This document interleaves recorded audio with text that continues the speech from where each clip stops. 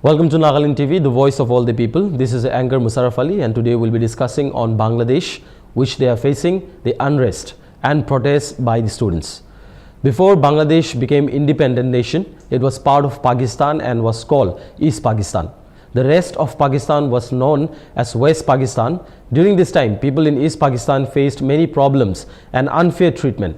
Most of the people in East Pakistan spoke Bengali, while only a small percentage spoke Urdu.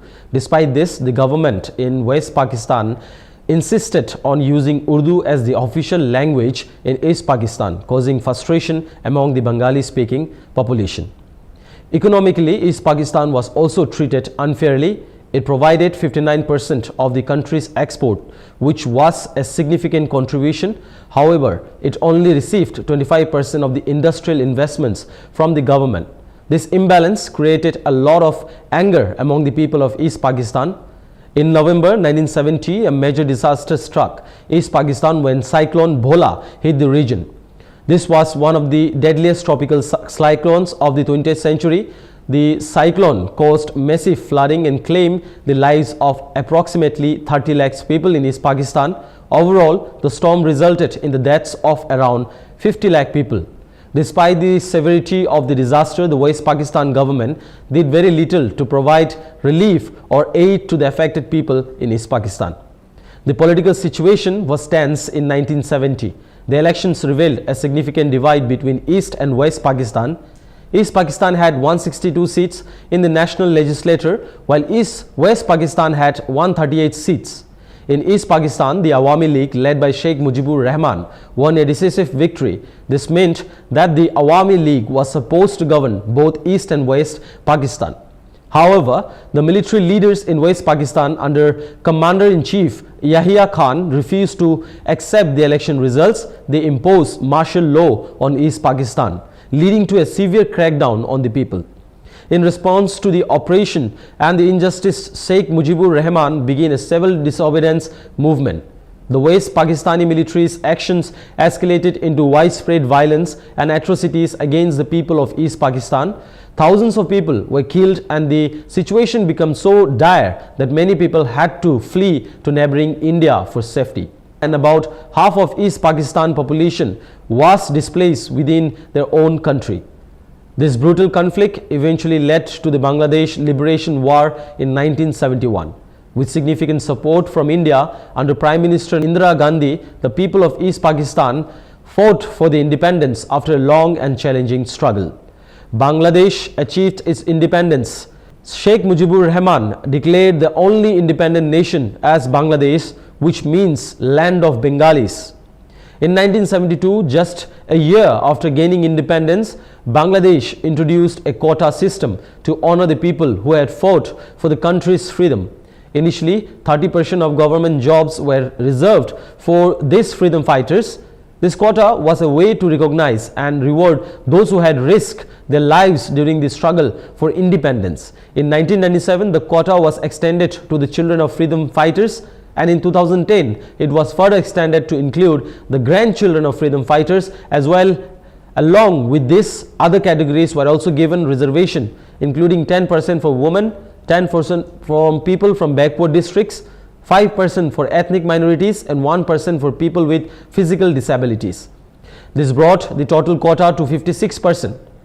In 2012-13, there was growing opposition to this quota system. Many students and other groups protested, arguing that the quota system was unfair and did not reflect the current needs of the country. They were concerned that the system was giving undue advantages to certain groups and not addressing the high level of competition for jobs.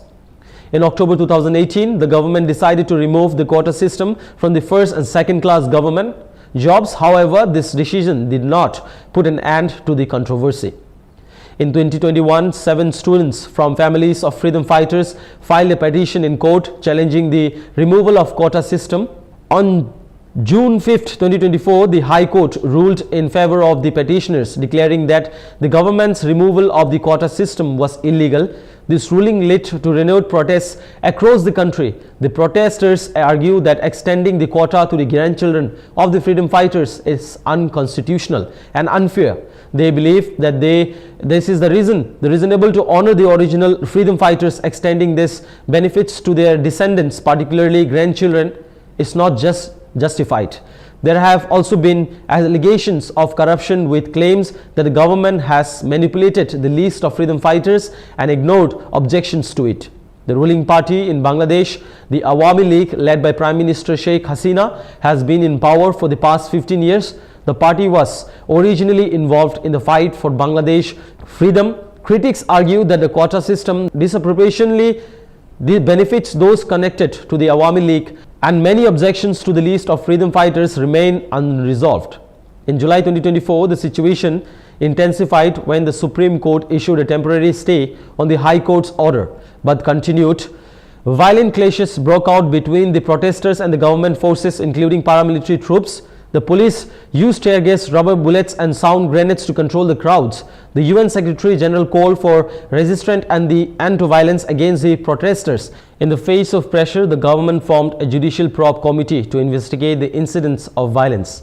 The Awami League's General Secretary stated that the government would not interfere with the quota system and urged everyone to await the Supreme Court's final decision. However, the main group of protesters, called Students Against the Discrimination, remained skeptical of the government's intentions. They continue to call the Prime Minister a dictator and maintain the protests, which have become increasingly intense and violent in recent weeks.